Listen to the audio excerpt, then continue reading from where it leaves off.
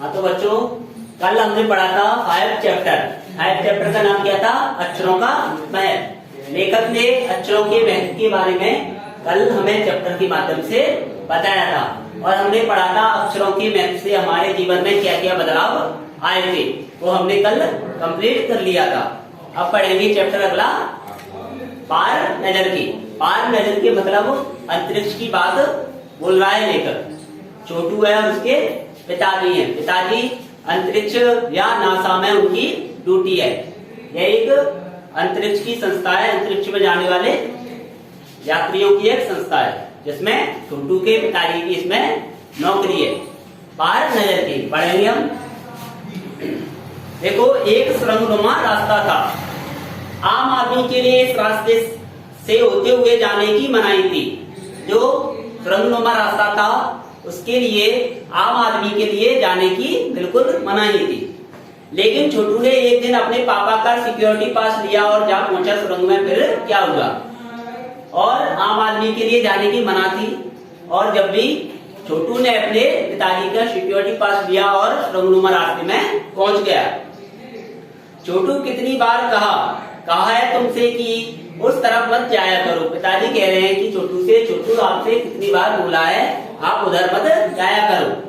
फिर पापा क्यों जाते हैं उस तरफ रोज रोज? पापा को काम पर जाना होता है। रोजाना यही वार्तालाप हुआ करता था छोटू की माँ और छोटू के बीच। उस तरफ एक सुरंगनुमा रास्ता था। अंतरिक्ष में जाने के लिए एक सुरंगनुमा रास्ता था जहाँ से मिसाइलें या अंतरिक्ष यान छोड़े जाते थे। छोटू के पापा इसी सुरंग से होते हुए काम पर जाया करते थे। आम आदमी के लिए इस रास्ते से जाने की मनाही थी। चंद चुनिंदा लोगों की इस सुरंगनुमा रास्ते का इस्तेमाल कर सकते थे और छोटू के पापा इन्हीं चुनिंदा लोगों में से एक थे। और उन चुनिंदा लोगों में से छोटू के पापा कौन थे? एक थे जो उस रास्ते का प्रयोग किया करते थे। आज छुट्टी थी और छोटू के पापा घर ही पर आराम फरमा रहे थे। नजर बचाकर चोरी छिपे छोटू ने पापा का सिक्योरिटी पास हथियार लिया और चल दिया सुरंग की तरफ। वैसे तो उनकी पूरी कॉलोनी की जमीन के नीचे बसी थी। वैसे उनकी कॉलोनी कहाँ बसी हुई थी? जमीन के नीचे। यह जो सुरंगनुमा रास्ता था, अंदर दिए जल रहे थे और प्रवेश करने से पहले एक बंद दरवाजे का सामना करना पड़ता था। दरवाजे में एक खांचा बना हुआ था। छोटू ने खांचे में काट डाला, तुरंत दरवाजा खुल गया। और दरवाजे के बाहर या दरवाजे में एक खांचा बना हुआ था सिक्योरिटी पास का। सिक्योरिटी पास मतलब काट डालने का एक खांचा बना हुआ था, उसको डालने से दरवाजा खुल जाता है।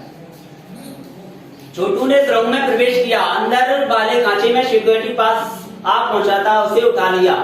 काट उठाते ही दरवाजा बंद हुआ। छोटू ने चारों तरफ नजर दौड़ाई। सुरंगनुमा में रास्ता ऊपर की तरफ जाता था और उसने अपनी नजर कहाँ दौड़ाई? ऊपर की तरफ। उसने देखा था कि जो सुरंगनुमा रास्ता है वो कहाँ जाता है? ऊपर की तरफ जाता है। यानी जमीन के ऊपर का सफर कर आने का मौका मिल गया था। मगर कहाँ? मौका हाथ लगते ही फिसल गया। सुरंग में जगह जगह निरीक्षण यंत्रों की जानकारी छोटू को नहीं थी और सुरंग में निरीक्षक यंत्र लगे हुए थे। उनकी छोटू को उनके बारे में कोई जानकारी नहीं थी। मगर छोटू के प्रवेश करते ही पहले निरीक्षण यंत्र में एशिया स्पष्ट स्थिति दर्शाने वाली हरकत हुई। जब छोटू ने उसमें प्रवेश किया, जब ही वहां पे जो निरीक्षण यंत्र लगे हुए थे उसने कोई क्रिया की तथा उसके बारे में कोई बताना स्टार्ट कर दिया। इतने में छोटे कद का व्यक्ति सुरंग में कैसे आया? दूसरे निरीक्षण यंत्र ने तुरंत छोटू की तस्वीर खींच ली। किसी एक नियंत्रण केंद्र में इस तस्वीर की जांच की गई और खतरे की सूचना दी गई। पहला जो नियंत्रक था उसने छोटू के कद तथा उसकी लंबाई को पहचाना और दूसरे ने उसकी हरकत को भी पहचान लिया और उसने तुरंत कहा कि किसी एक नियंत्रण केंद्र में इस तस्वीर की जांच की गई और खतरे की सूचना दी गई। और उसने दूसरे नियंत्रक को खतरे की सूचना भेजी। इस सारी गतिविधियों से अनजान छोटू आगे बढ़ रहा था और इन गतिविधियों से अनजान, मतलब नहीं जानता था इन गतिविधियों के बारे में, और छोटू आगे बढ़ता जा रहा था। तभी जाने कहां से सिपाही दौड़े चले आए, छोटू को पकड़कर वापस घर छोड़ आए। घर पर माँ छोटू का इंतजार कर रही थी, बस अब छोटू की खैरियत ना थी। छोटू के पापा ना होते तो छोटू का बचना मुश्किल था। छोड़ो भी, मैं इसे समझा दूंगा सब, फिर वह ऐसी गलती कभी नहीं करेगा। अब पिताजी कह रहे हैं कि मैं इसको समझा दूंगा, अब ये वहां पे जाने की कोई गलती नहीं करेगा। पापा ने छोटू को बचा लिया, बोले छोटू मैं जहाँ काम करता हूँ ना वह क्षेत्र जमीन से ऊपर है, और बता रहे हैं कि मैं जहाँ काम करता हूँ वह जमीन कहाँ पे है, जमीन से ऊपर, वह क्षेत्र कहाँ पे है, जमीन से ऊपर। आम आदमी वहां नहीं जा सकता क्योंकि वहां के माहौल में जी नहीं सकता, और कह रहा है कि आम आदमी वहां पे जा नहीं सकता। क्यों नहीं जा सकता? क्योंकि वहां पे व्यक्ति बिना ऑक्सीजन के जी नहीं सकता है। तो फिर आप कैसे? वहां छोटू का सवाल लाजिम था, और छोटू का सवाल पूछने वाला था। मैं वहां एक खास किस्म का स्पेस सूट पहनकर जाता हूँ, और उसके पापा कह रहे हैं कि मैं अगर अंतरिक्ष में जाता हूँ तो एक खास किस्म का सूट पहन के जाता हूँ। इस स्पेस सूट से मुझे ऑक्सीजन मिलता है, और स्पेस सूट से उन्हें क्या मिलता है? ऑक्सीजन। इससे मैं सांस ले सकता हूँ। इसी स्पेस सूट की वजह से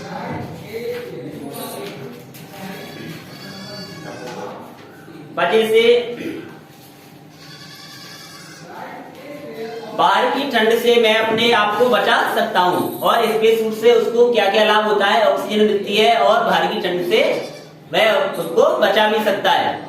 खास किस्म के जूतों की वजह से जमीन के ऊपर मेरा चलना मुमकिन होता है। जमीन के ऊपर चलने फिरने के लिए हमें एक विशेष प्रकार का प्रशिक्षण दिया जाता है, अतः उन्हें सिखाया जाता है जमीन पे, अंतरिक्ष की जमीन पे चलना या फिरना। छोटू सुन रहा था, पापा आगे बताने लगे। छोटू बड़े ध्यान से सुन रहा था, और पापा आगे बताते जा रहे थे। एक समय था जब अपने मंगल ग्रह पर सभी लोग जमीन के ऊपर ही रहते थे। एक समय था जब मंगल ग्रह पर सब लोग रहते थे, बगैर किसी यंत्रों की मदद के, बगैर किसी खास किस्म की पोशाक की हमारे पुरखे जमीन के ऊपर रहा करते थे। लेकिन धीरे धीरे वातावरण में परिवर्तन आने लगा। कई तरह के जीव धरती पर रहा करते थे। एक दिन बाद सब मरने लगे। इस परिवर्तन की जड़ में था सूरज में हुआ परिवर्तन, और यह परिवर्तन किसके कारण हुआ? सूर्य के कारण। सूरज से हमें रोशनी मिलती है, उष्णता मिलती है, इन्हीं तत्वों से जीवों का पोषण होता है। सूरज में परिवर्तन होते यहाँ प्राकृतिक संतुलन बिगड़ गया, और सूर्य में जो परिवर्तन हुआ उसके कारण सब प्राकृतिक संतुलन डगमगाया गया।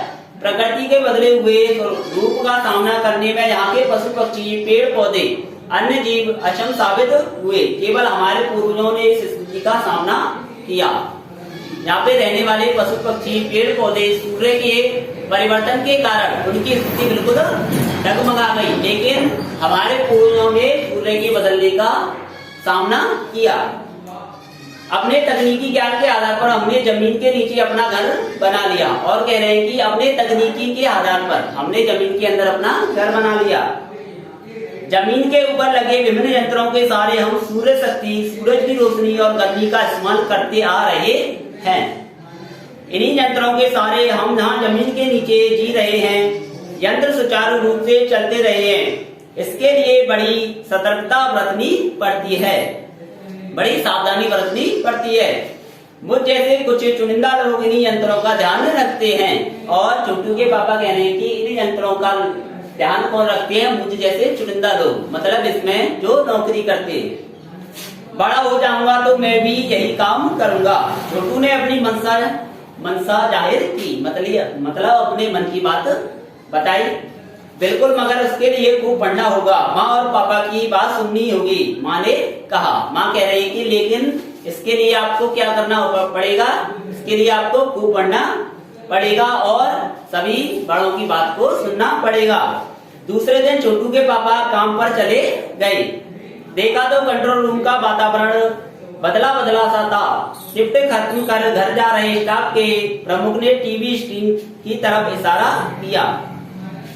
स्क्रीन पर एक बिंदु झलक रहा था। वह बताने लगा यह कोई आसमान का तारा नहीं है, क्योंकि कंप्यूटर से पता चल रहा है कि यह अपनी जगह अड़िग नहीं रहा है।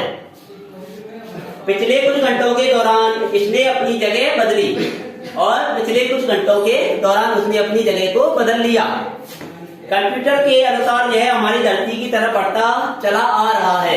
यह किसके बारे में बता रहा है? कोई अंतरिक्ष यान है, वो अंतरिक्ष की तरफ बढ़ता चला आ रहा है। कंप्यूटर इसके दिशा निर्देशों को बता रहा है। इससे पता चल रहा है कि कोई अंतरिक्ष यान है, वो अंतरिक्ष की तरफ बढ़ता चला आ रहा है।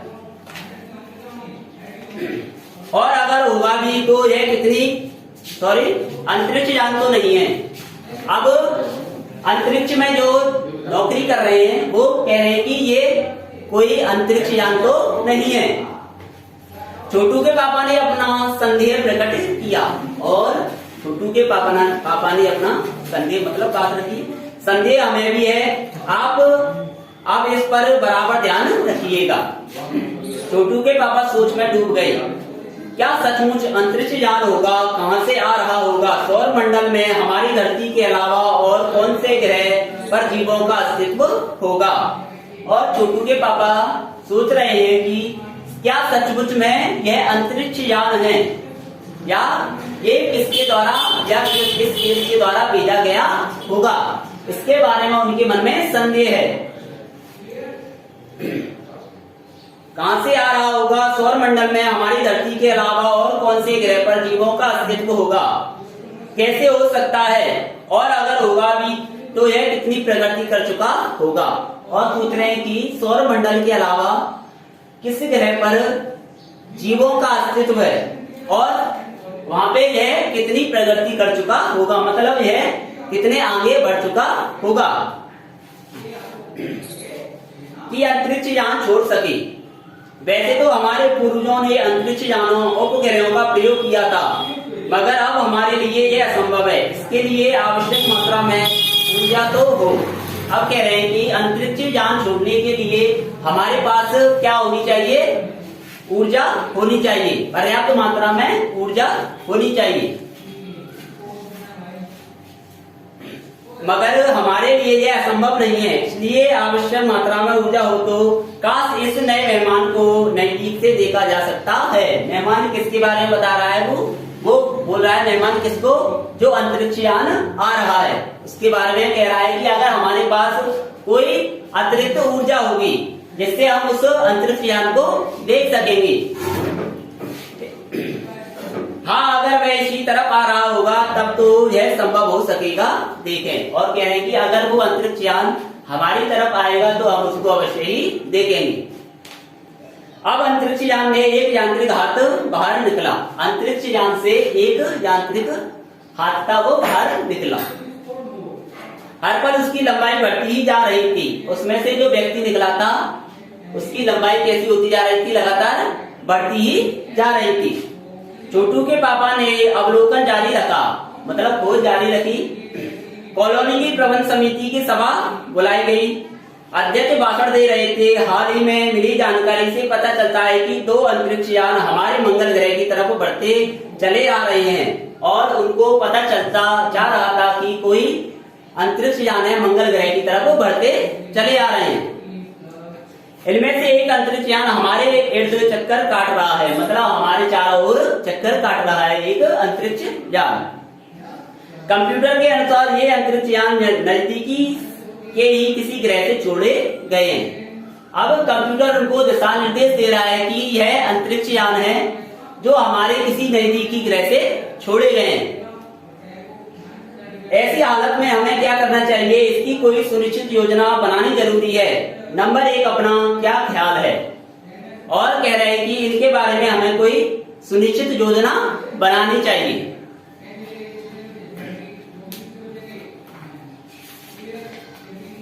कॉलोनी की सुरक्षा की पूरी जिम्मेदारी नंबर 1 पर थी। उन्होंने कुछ कागज समेटते हुए बोलना आरंभ किया। इन दोनों अंतरिक्ष यानों को जलाकर खाक कर देने की क्षमता हम रखते हैं।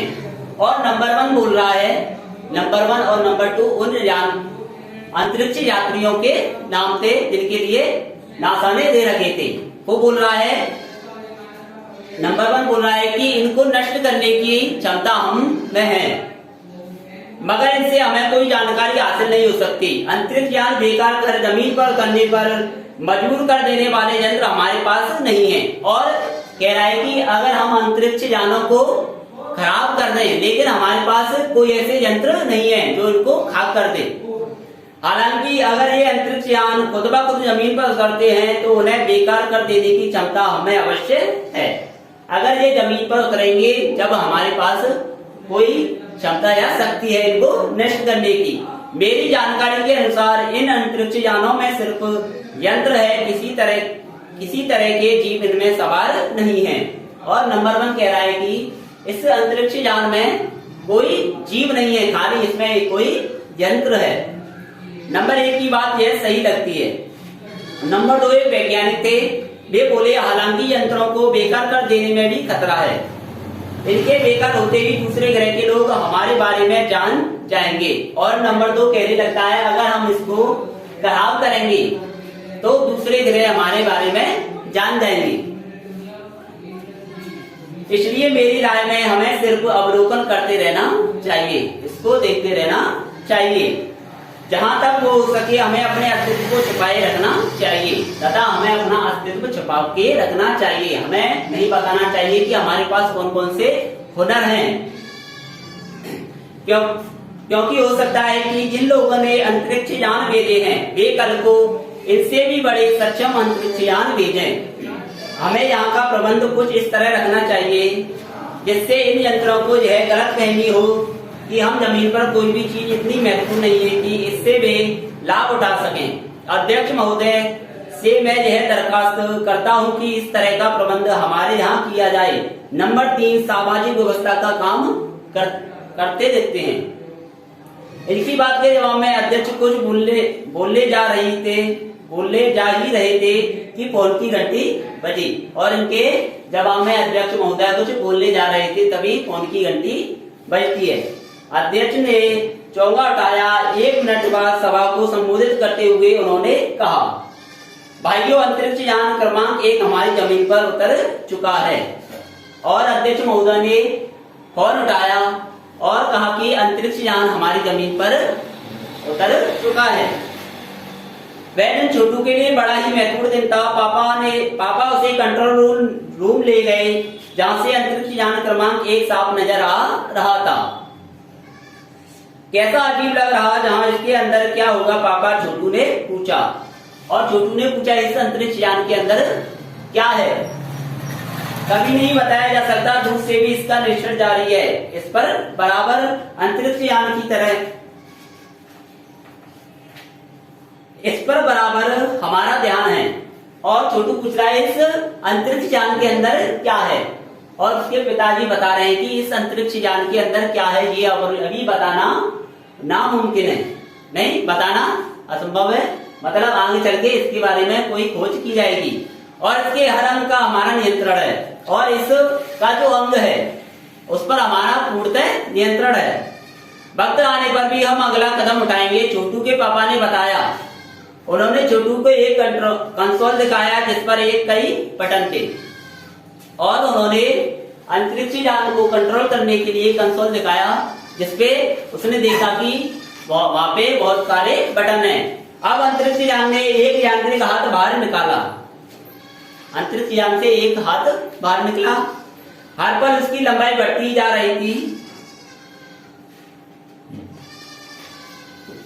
बढ़ती जा रही थी। अंतरिक्ष यान से जो व्यक्ति या हाथ निकला उसकी लंबाई लगातार कैसी होती जा रही थी, बढ़ती जा रही थी। वह शायद जमीन पर पहुंचकर मिट्टी उकेर लेना चाहता था, मतलब उसे जमीन का निरीक्षण कर लेना चाहता था। सब लोग स्क्रीन पर दिखाई दे रही अंतरिक्ष यान की हरकत को ध्यान से देख रहे थे और जो अंतरिक्ष यान से जो हरकतें हो रही थी उसको सब लोग कैसे देख रहे थे, बड़े ध्यान से। सिवाय एक के उसका ध्यान कहीं और ही था। सिवाय एक और मतलब छोटू का ध्यान और ही कहीं था। छोटू का सारा ध्यान था कंसोल पैनल पर। कंसोल का एक बटन दबाने कि अपनी इच्छा को वह रोक नहीं पाया और उसकी इच्छा थी कंसोल के बटन को दबाने की, जिसको वह रोक नहीं पाया। वह लाल लाल बटन उसे बरबस अपनी तरफ खींच रहा था और कंसोल में जो बटन थी लाल, उसको लगातार अपनी तरफ खींच रहा था। किसको? छोटू को। और सहसा खतरे की घंटी बजी और अचानक खतरे की घंटी बजी, क्योंकि उसने लाल बटन को दबा दिया था। सबकी निगाहें कंसोल की तरफ मुड़ी। पापा ने छोटू को अपनी तरफ खींचते हुए एक थापड़ रसीद कर दिया और तभी उसके पापा ने या छोटू के पापा ने उसको एक थापड़ लगाया। लाल बटन को पूर्व स्थिति में ला रखा, मगर उस तरफ अंतरिक्ष यान के उस यात्री हाथ की हरकत सहसा रुक गई। यंत्र बेकार हो गया था। उधर पृथ्वी पर national aeronautics and space administration, ये नासा का पूरा नाम है, द्वारा प्रस्तुत वक्तव्य ने उसका ध्यान अपनी तरफ आकर्षित किया। मंगल की धरती पर उतरा हुआ अंतरिक्ष यान वाइकिंग अपना निर्धारित कार्य कर रहा है। हालांकि किसी अज्ञात कारणवश अंतरिक्ष यान का यांत्रिक हाथ बेकार हो गया है। इसके बाद आपको कल कराएंगे, थोड़ा रह गया थोड़ा, और इसके बाद क्वेश्चन आंसर है आपके 6 क्वेश्चन आंसर है। कल क्वेश्चन आंसरों के बारे में भी बताएंगे। कल शायद आपका 7 चैप्टर भी स्टार्ट हुआ। 7 चैप्टर का नाम है साथी हाथ बढ़ाना। इसके बाद कल शुरुआत करेंगे साथी हाथ बढ़ाना। धन्यवाद।